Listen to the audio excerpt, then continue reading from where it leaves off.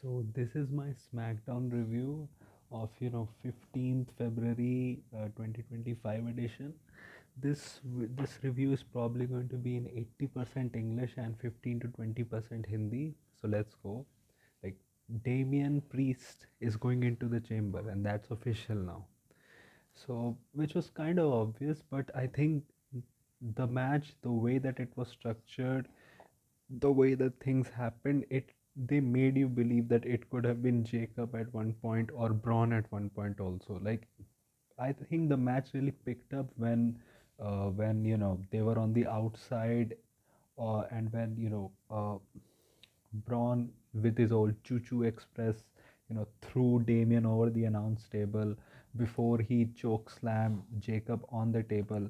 Like they should remove that black thing that looks like it's some kind of foam or cardboard thing that makes you think that the table is not really that strong, but in reality it is very strong. The opening segment was कोडी coming out और वही चीज़ें करना कि कहना कि ये लोग हैं चेम्बर में, उन सबको हाइप करना. Then Drew came out and Drew did the old reverse psychology and he was like, I don't deserve and Drew McIntyre. Like I am a guy like who hugged you 1 month back when people were saying you were going into a dark place. I'm a guy who has won the chamber multiple times, a multiple time world champion.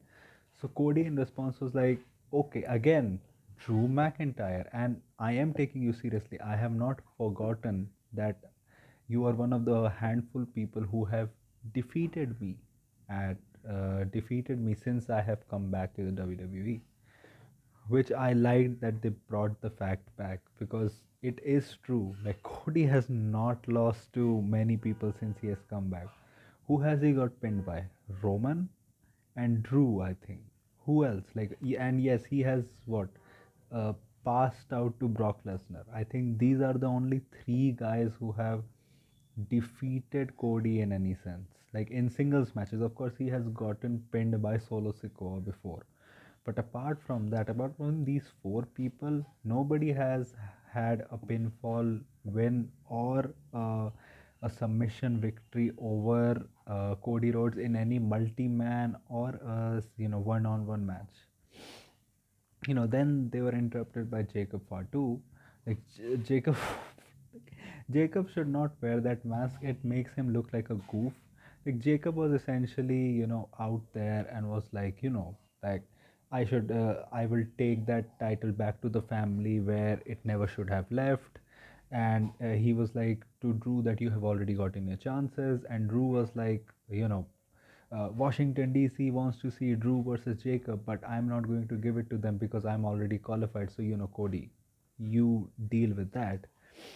And then it was like, also one thing that I like the direction where they're going with Solo Sikoa now. That Cody said, like Cody alluded, that the spike that was meant for me was actually meant for someone else, like implying that Jacob, it was meant for Jacob.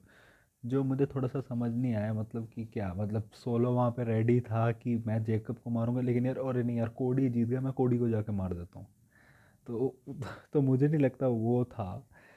Jacob was essentially like, then they showed footage of Solo Sikoa coming into SmackDown in a car, and he had the most like goofiest outfit. It looked like he had a white warm vest. He had a turtleneck warm vest on. And he came out in front of a truck which had him doing this, and he was like, hmm. And Jacob essentially told Cody that I'm going to have the first word. Cody said I'm going to have the last word, which made Cody look like a little bit of a goof.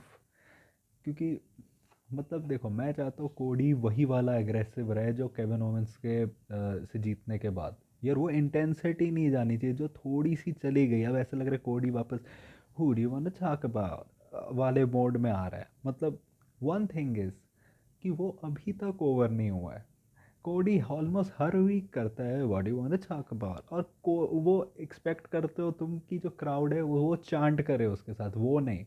and people were crazy about Cody. Like he was. They did not only do the whoa. They did the like they were chanting for Cody. Like they cheered very loud. Like they were Fatu chants a lot. They were not against Cody, but it was just like Fatu. Like when he came out, like it shows how over he is, and they realize that like him Jacob Fatu being in like segments back to back weeks with the number one guy in the company, that shows how much they have invested in him and how much they trust him, that like they are not scripting him on the mic, like he's just saying whatever he wants to say. So I'm liking this, like they trust him and they have invested a lot in him. मेरे को बस थोड़ा था कि it makes Cody look like a chum, like why is he agreeing to Jacob कि भाई ठीक है यार तू पहला वर्ड कर ले मैं आखिरी word, like they did like kind of saved Cody but because in the end he did get the final word. He attacked Solo in the match when Solo came out. Like it would have been much better if Cody was like to Jacob like bitch who are you talking to? I'm the undisputed champion. I'm going to do whatever I want to do. That would have been better according to me. And then they went to backstage after the ad break and it was like Tama Tonga like asked some random like producer or someone like where is Solo, and he was like he's there, and then he was just standing there. Then Jacob attacked him like "Whoa, whoa, whoa, whoa, whoa." Like he didn't sell that well, that producer guy. It seemed like he wanted to laugh or something. I think the camera stayed on him a little bit more than it should have, but it was good. It was good. You had Naomi versus Chelsea Green, which was a very botchy match. Like I have always been of the fact that Chelsea Green is not a bad wrestler. Like she can have good matches, but man, this match was very botchy. Like they had botches there. And one more thing, like having your champions, mid-card champions being pinned in a week. Okay, in a way you can understand it with Bailey and Lara Valkyria. Like, okay, it's more of a veteran versus young guy, but even then, that young guy won a tournament to win a championship. It would have been better if you had gotten some Ivy Nile interference there, and maybe you could have also added something to Bailey's character, that Bailey like has been losing a lot and only way she won was because of some heels interference which she didn't even want, but they didn't do that. And even here, like Naomi just beat her. Like, what was Piper doing? Maybe I missed it in the match. Maybe they took out Piper. Like, it would have been so much better if they had Naomi win, because B-Fab and Michin had chased away uh, Piper Niven. Like at least I don't like that feud, but at least it would have furthered that feud. Like Naomi just won in the end clean. I just hope then this leads to like a Chelsea versus Naomi defense where Chelsea can win the match and get something like that. United States Championship is kind of like dead in the water, like more than the IC title. Like it's dead in the water, and Chelsea has had an actual defense, so that makes it look worse for her. So she won. She's in the chamber now. Like they had a backstage segment where Nick Aldis said that we have gotten an anonymous tip. भाई तुम्हारी क्या investigation है? मतलब ये Bianca का नहीं हो गया, जेएफके की असैसिनेशन हो गई, इतने महीने हो गए बियांका को अटैक हुए और साले अभी भी तुम्हें कुछ पता चला तो वो अनोनिमस टिप से, और वो उसमें भी पूरी वीडियो नहीं, उस पूरी वीडियो को लगने में तुम्हें इतना टाइम लग गया जो थोड़ा सेंस नहीं बनता है. Like people on Twitter were like saying like they have not mentioned like the Jade incident, but I think they have mentioned it like bi-weekly, or maybe like they'll mention it like once in 3 weeks, sometimes once in 2 weeks. Like here we got like a progression in the story, which was they showed them in front of the ambulance, and from the back we saw from where like the truck type where she got attacked, we saw Liv and Raquel leaving from the side. And I think it's a red herring.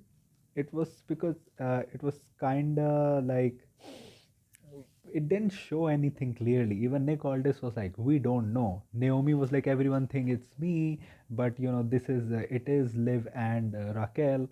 And he Nick was like मैं Adam Pierre से बात करता हूँ, कुछ करते हैं, और Bianca कहती है नहीं नहीं, हम रॉ पे जाएंगे और हम देखेंगे कि क्या होता है वहाँ पे जाकर. And Bianca was a little bit quick. Like, we know the answer. Like, who is it? Like, even Naomi was. Like, it's clear that it's Naomi, and I hope it concludes at Elimination Chamber. Like, because it has to. Like, Bianca and Naomi kind of have to, like them being pinned in the chamber, like, makes sense if Jade comes and does, and it has to be big because this has been going on for months. Sometimes, like, uh, they like forget about it for 3 weeks, then they do it like in 2 weeks. So I think it needs like a big return and like a big step forward. Like, then where the reveal finally happens, we go into a feud where like we actually like care. Oh yes, this is going to happen, because I think in a way that's clear. But maybe that's not happening at Elimination Chamber. Maybe it will happen on Raw, but it can't happen on Raw. Like, it'll have to happen at Elimination Chamber, and I think probably Liv will get the pin on both Naomi and Bianca in the chamber. Like, Raquel is not going to get the pin. They're gonna make Liv look strong, and maybe the Raw after Elimination Chamber, that were where they finally implode and Liv and Raquel win the tag team championship. I think that's what's happening, and that also like writes off Bianca and Naomi from winning the chamber.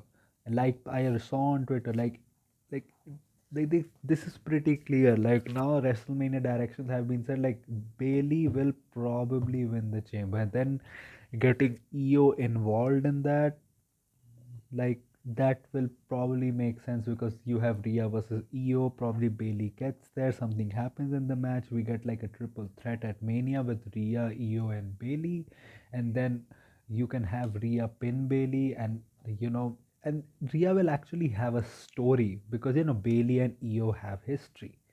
EO and Rhea have a little bit of history. Like, and Bailey, like, since Rhea has come to Raw, like, Bailey has her eyes on her. Like, they were in the War Games together also. So I'm glad that, you know, things are getting set for Mania season.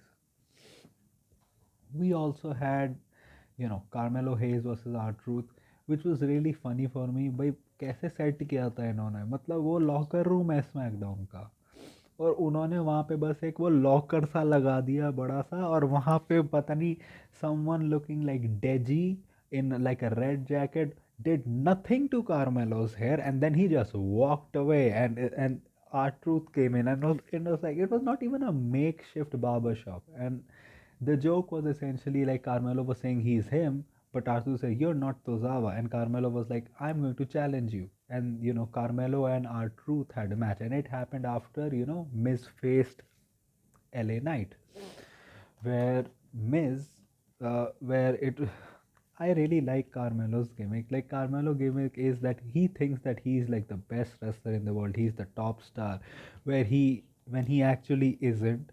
मतलब वो बंदे को लगता है कि मैं बिल्कुल अलग ही लेवल का हूँ, इसलिए तुम देखते हो, यार मिस, यार ये लोग हमारे जैसे लोगों को रिस्पेक्ट नहीं करते, जो मुझे बहुत फनी लगता है. Carmelo is just like, I love Carmelo. Like, his gimmick of him being like very pretentious about who he really is. Then they had a match where R-Truth got a little bit of offense, but Carmelo won the match. I just don't like Carmelo getting zero reactions when he comes out on his entrance. Before, we also had like a bizarre segment where we finally got Shinsuke Nakamura. Finally got him after a while on Smackdown, where, first of all, man, Shinsuke, you have been here for like 10 years and you still don't know how to speak proper English. And maybe, like, he doesn't know how to speak proper English. And they made sure, because he's dark and mysterious, he likes does a little bit more of a hey, hey. So it makes it even more harder to, like, properly dissect what he's actually talking about. And he was like, no warrior has stepped up for me. I've been lurking behind for 4 weeks and I want a test and everything. No one is on my level. Then LA Knight came out, and and thankfully he translated it for us. And he was like, that's false, because the last time we were in the ring, like, I was I almost got the 1 2 3, but but half of the isles of Samoa and Tonga interfered and I didn't. And he said, after that I have beaten everyone who has come in my way, have been an obstacle in my way for getting the United States Championship. And I was like, wrong. Who have you beaten? Like, you have beaten what, Tama Tonga? Like, even that was a disqualification. Who have you actually defeated? Like, you lost to Drew McIntyre. Like, who have you actually pinned after like losing to Shinsuke Nakamura? Like, who have you pinned? Then they were in the ring, and then Miz came out, and Miz was like, his tired old shtick, like, LA doesn't deserve it. Like, yeah, last year I was here, like, LA will just be a fad, but you're still chanting his name, which proves he's not worthy, and that I'm here to elevate titles. And this went on for long. Like, this was good. I liked the back and forth insults that they had. Miz felt like he was important again. But I would have liked it better if this segment had Jimmy and Andrade also. Like, Jimmy has a good win loss record since he has gone solo on SmackDown. Andrade defeated The Miz, so he can always say that I deserve to face Shinsuke. He can also say that Shinsuke kinda cheated against me in his uh, in his non-title match. So they can do that. Like, this segment was not bad. Like, they had a good back and forth insert. Like, LA was saying that it felt like the LA Knights promo was kind of like Luke Owen. Like, it was made for Luke Owen because Luke Owen hates the Miz so much. It was like, did Luke Owen like this script? Like, LA's lines were like, you have been doing the same old shtick for 10 years, which was like, I defeated John Cena. He did a perfect impression of The Miz, and he was like, Grand Slam champion. It makes sure that you're not relevant right now.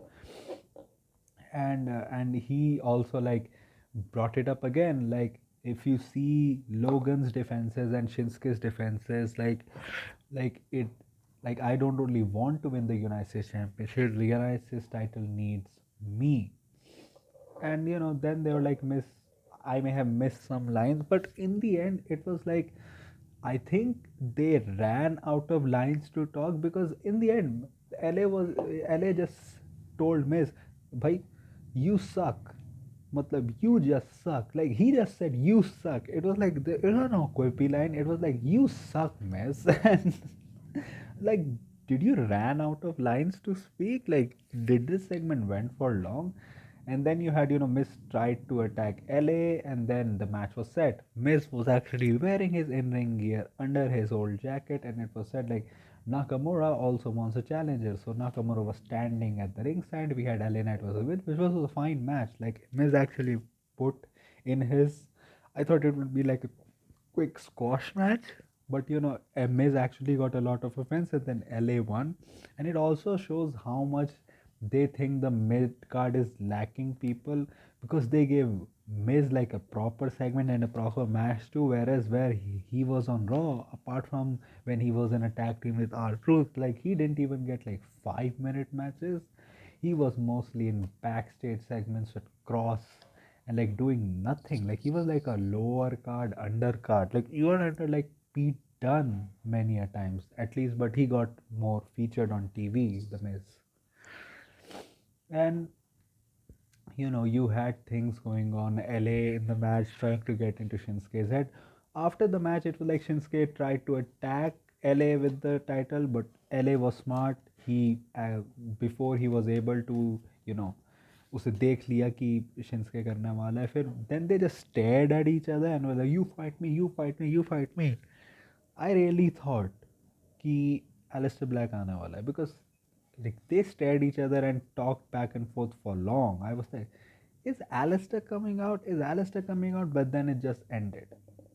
You also had, the tag team stuff where Pretty Deadly was backstage, and they were like, next, because you had a Street Profits promo, which was again very good. Like, Angelo Dawkins is not clear, and they said that, we are tired of acting like every week that things are right, which when they are not.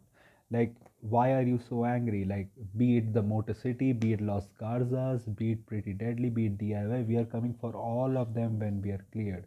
And like they had fire in their promo, and they were like may God have mercy about what we are about to do to all these teams.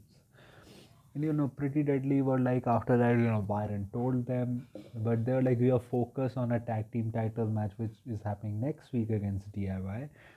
And they're like, we are tired of being taken as losers or anything, that we are like hot snacks. Then they were confronted by DIY, and essentially, like, Johnny said that we had something special, like I had my pants on. They tried to do a bad pants joke, and looks like their new gimmick is giving people moments of silence, and we're gonna see that next week, that you betrayed us, and all, and next week you do not blame us. Like, I had hoped that this would have been much bigger, the DIY Pretty Deadly split, but they hastened it a little bit. They can still go back to Pretty Deadly being their little jobbers, because maybe Pretty Deadly can say that, okay, like, you were right and everything. They can still do that, and probably we'll get Street Profits interference next week. Like, they're saying they're not cleared, but I think we'll probably see some Street Profits interference, maybe Motor City Machine Guns interference too. You had Motor City Machine Guns versus Los Garzas, which was a fine match. Like, I especially like them doing the spot where Garza holds up like one in a power slam position and the other in a power bomb position. Then Humberto does like a springboard drop kick. I like that. Like there were like good sequences where like they reversed their old the MCMG suicide dive into reversals. The finish was also good. I just want them to have like a good 15-minute match and give them like full freedom to do whatever they have to do. Like, it looks like Los Casas ready to hold back because they know like they have been given certain time, and their job is kind of to make Motor City Machine Guns look good. It would have been better if Los Garzas had won, because Motor City Machine Guns is at the downwards right now, and it kind of would have made sense for Los Garzas to win. And maybe like if DIY had interfered, it would have made sense, because DIY doesn't want Motor City Machine Guns to come for them again, and DIY needs new pawns to make sure that they are champions. So they can, kind of try to make Los Garzas their new pawns. You can have character dynamics there. And they kind of did that before, like, this whole, like, Pretty Deadly split happened quickly. Like, what I am suggesting right now would have been way better. And you could actually then have the story. You can have like a feud between Street Profits and Motor City Machine Guns. Like, you can have Street Profits coming out next week but then getting attacked by Motor City. You have DIY win the match. You can have the dynamics of DIY trying to put Los Garzas and Pretty Deadly against each other, trying to make them work for him, so making sure that they're the tag team champs. So you can have a Street Profits Motor City Machine Gun feud, which can end with DIY attacking both, and then had that setting up like a ladder match at Mania. Like, you can do things which are there, which I know they're trying to put more effort, but this Pretty Deadly split happening this early, like like kind of derailed that. But I know like when the Street Profits gets back in it fully, they'll have like a good integrate like story layered feud, like leading up to WrestleMania. Or probably like what was it? Gareth or someone on Twitter said like a triple threat tag match at Mania. Like, that would be awesome. You also had they had Andrade in a suit backstage, and it was essentially Triple H saying that see, I put Andrade on TV na, मैंने लगाया Andrade. Andrade just said that I saw your match and you could learn something from me. बस मुझे इसमें ये नहीं दिख रहा है कि एंड पॉइंट क्या है. ये ठीक है, ये एक वीक वाला एक क्विब हो गया, एक मतलब एक हाँ देखा अंदरादे ने फनी कर दिया कि देखो तुम भी हार गए. इसका एंड गोल क्या है? मुझे नहीं लग रहा मिज और अंद्रादे एक साथ आ सकते हैं. I like that also, like where Miz was like, yeah, Carmelo, like Melo don't Miz, and then why Wade Barrett said Melo don't Miz. Like, The dynamic between that, I would have not been mad. Like, people can be mad at me like a Mellow and Miss tag team, like with this dynamic, them being like both pretentious heels, with sometimes Carmelo being that, hey, white guy, why are you saying that phrase like that? That could have been a little bit funny, maybe. That also happened. You also had, uh, what are the other things that happened on the show? Like, also like Drew backstage. Oh, they had a promo, after the Tiffany stuff, where your brother is going to WrestleMania. What are you doing? Your career is going downhill, and Jimmy just, fake like he was going away, and then he just super kicked Drew and did the yeet. And we are having Drew versus Jimmy next week. I thought that, are they changing directions? Are they going to have Drew versus Jimmy at Mania? But no, it's happening next week. It's to build up Drew, like give Drew another win. I just hope Jimmy doesn't get involved in this bloodline stuff. Like, I don't want that to happen. Like, Jimmy should be involved in that US mid card division. Like, he has been showing, like, he has been great on the mic, he has been great on the ring. Like, he has shown signs that he can be like a great, at least like good singles wrestler. You also had, Solo and Jacob, Jacob and Tama finding Solo, and Jacob was like, I was trying to reach to you for like weeks. What happened? And Solo was like, I had to take time off because I lost my Ula Fala, but now I'm back to take over the world. I know I have disappointed you, but for the family, like, we have to do it again. And he said the famous line, I love you, Jacob.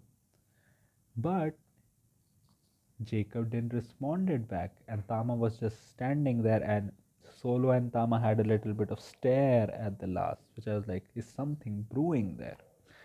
Then you had, Nia Jax, Nia Jax, and Candace backstage, and they were like confronted by Alexa. You had a little bit white six, which I didn't see, but I saw people on Twitter talking about it, and it was essentially like she's going into the white six now, and you you also, like, Naya was like, I have experience of getting betrayed by best friends. Then you had the Naya versus Tiffany match, where they also showed that Charlotte going to sit on a chair backstage with with a TV like slanting. Like, they have made this adjustment where they have known कि ये जो TV वाला जो joke है कि TV सामने रहता है और रेसलर इधर से देख रहा है, तो उन्होंने क्या किया कि टीवी को ही उल्टा कर दिया। ये नहीं किया कि रेसलर सामने से टीवी देखे, उन्होंने टीवी को ही स्लांट कर दिया कि हम रेसलर तो और स्लांट ही देखेगा, हम टीवी को थोड़ा सा टेढ़ा कर देते हैं। तो उन्होंने वो कर दिया। So Charlotte was just looking at that. One thing that I found really fun was for Tiffany, that outfit. I was looking respectfully, respectfully. Even Naya was looking a little bit. Then you had a video package which was like, first half was very Tiffany, like Tiffany dedicated, where they showed like the Money in the Bank cash in happening, the reaction, Tiffany like saying that she made her think that she was just another dumb blonde. Then the other half, but she was actually very smart. Then the other half was, and that she's at the top of the world and everything. They showed the reactions also on her winning. Then the second half was, showing that Nia Jax is still a monster. Like, she was like ungrateful bitch and all like that. Like, they censored the first bitch. They didn't censor the last bitch. Like, when she gave like the annihilator at the end of the clip. But it was essentially like, it's Tiffy time. Time ends. And then they had their entrances. Then they had a match which was a good match, but I was not like very amazed by it, because at at no point did I think that Tiffany is going to lose. At no pinfall spot, like, I even got shocked. There are many matches where I know that the person is not gonna lose, but still I go like, oh, when like, oh, like a near count happens. But in this match, it never happened to me. It never happened that I went like, oh, what happened? But as a match, it was good. A little bit of like one or two spots to watch it. Overall, it was good. Like, like Naya doing like the Samoan drop from the top rope, like Tiffany doing like a spine buster type move also. Like Tiffany, one thing is like Tiffany is so gymnastic. Like even like matches where you're not interested, you will be like amazed or will be like, yeah, she did that. Even Naya, like she was much more fast in the ring this time. Otherwise, she's kind of like this, but here she was like a little bit like smoother.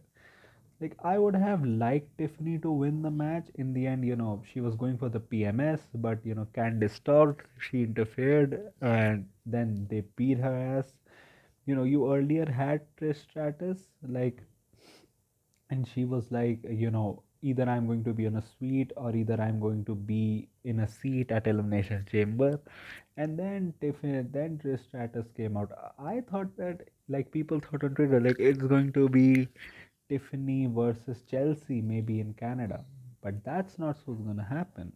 Like, like Trish Stratus interfered, tried to save Tiffany, but in the end, Naya got the better of her, and then Naya just beat both of them up.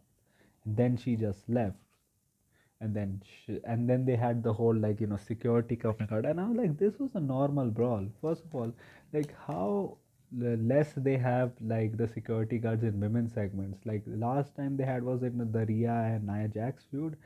And then second, that it was not needed here. Like it was just a normal beatdown. It didn't go that far for security to come out. But maybe it was Trish Stratus, so even Trish Stratus got beat up by both. And Naya was very happy with Candice. She was like, my friend saved me. But I was like, she would be angry that it ended in disqualification. But then Charlotte came out. First of all, it was a very fun visual क्योंकि एक visual में था जिसमें Charlotte बैठी हुई है देख रही है, और अगले विजुअल में जो हम शार्लेट को देखते तो बस खड़ी हुई है सीधे, जो मेरे को लगता है बड़ा फनी है कि वो ऐसे देख फिर ऐसे। और बहुत फनी था कि शार्लेट खड़े होकर देख रही है जबकि वो बैठ सकती है देखने के लिए, और बस वही वो मैनेसिंगली देख रही है होते हुए और ऐसे ऐसे मुझे बहुत फनी लगा वो। फिर उसके बाद मतलब कि Charlotte came out. First of all, why did I just get aside? She should have done a little bit of stare down because she should have been like, if you choose Tiffany and doesn't care, like I'm going into WrestleMania as champion, because they're probably gonna have another match, and I hope before WrestleMania, like Tiffany uh, has to beat Nia Jax like one on one clean before Mania. She has to get a clean win. Otherwise, like why? Like I get it now. First, it was not making sense. Like they're probably doing Tiffany and Trish versus Naya and Candice at Elimination Chamber, Canada, and that is probably going to lead into like a Tiffany and Nia Jax match, and maybe that's just Trish's like end game, or maybe you'll have a Trish Tiffany match also before Mania, or maybe you'll have a Trish Nia match, or maybe that's just it, like Elimination Chamber, and that's just Tiffany, that's just Trish Stratus like cameo. Trish should have retired after that Becky Lynch match. Like that's kind of like the perfect ending for Trish, but she's kind of like the female Terry Funk who just never retires, who just comes back, but in a more dignified way. Like she's in the WWE, she has like prominent spots when she comes back, and then she just goes away. So you had that. Then Charlotte came out. She took her whole time to come out, and then she sat on a chair and she was like, Tiffany, I choose you. And I think that's the gimmick, like that's the storyline, because Charlotte like can say that she wants like a challenge at Mania, but it's essential that Charlotte sees Tiffany as nothing. She sees her beneath her, and she's like, I'm taking the easy way at Mania. Like Tiffany is an easy win at Mania. Like from here they can take two paths: either have Charlotte win but have it in like a Bret Hart Stone Cold way, where like Tiffany doesn't give up and Charlotte has to like kick her, and like Tiffany's bleeding face and she just passes out and Charlotte wins and she's like Tiffany won. I won, but Tiffany like almost took me to my limit. And then maybe at the next SmackDown, you can have then Tiffany be like, I can beat you. You can have like three matches where Tiffany eventually gets the win, or maybe Charlotte attacks Tiffany, and it's like she doesn't deserve to win, but it's essentially because she's scared.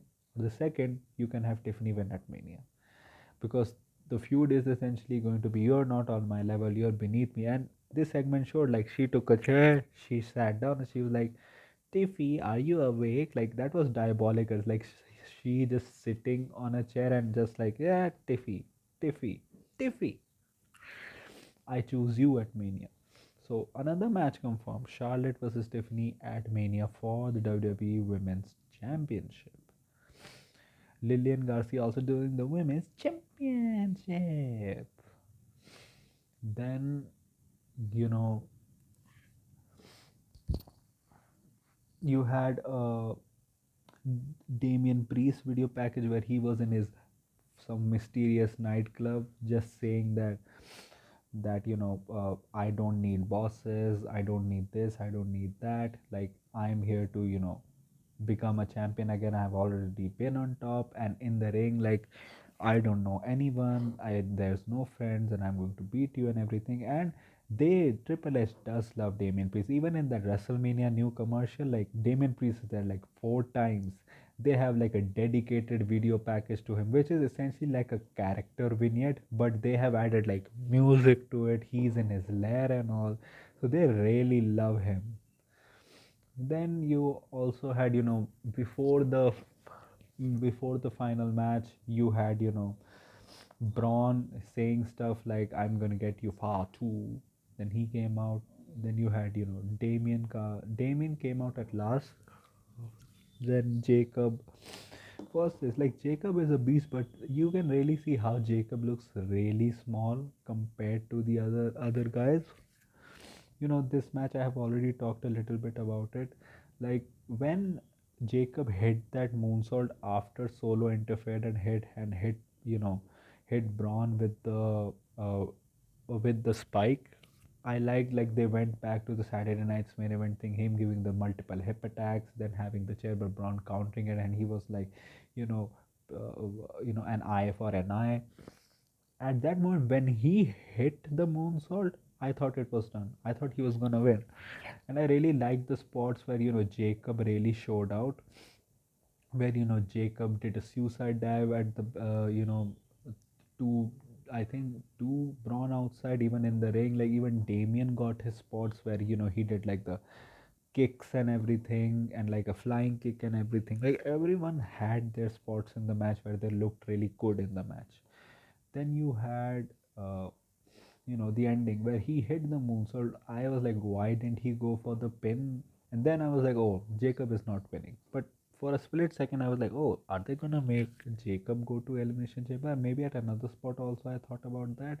Then Cody comes out, which was good, and he attacked Solo. But then Tama interfered. I was like, oh, Bloodline Vortex stuff.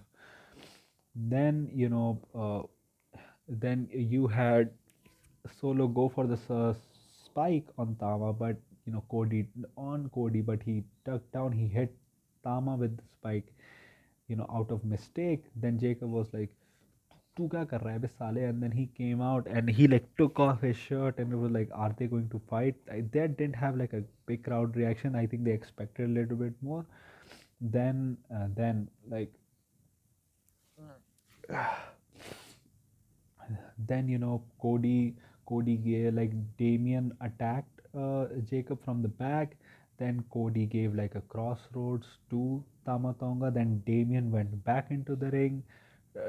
Two solo suka. Then Damien went back into the ring. And at that moment, when Braun had him in the power slam position, I was like, is Braun going to win? But how does that make sense? Like he just got hit by a moonsault, but then it got countered.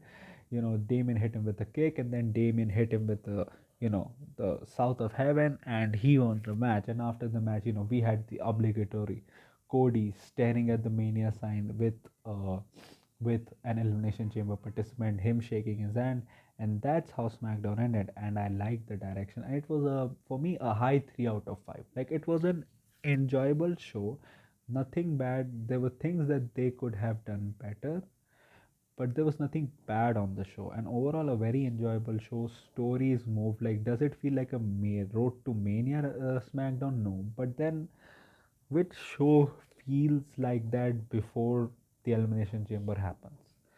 So that was my review. So if you like this review, like, share, and subscribe. If you don't, share it with those who do. My social media links, which are my Twitter and Instagram links, are in the description. Go follow me on that.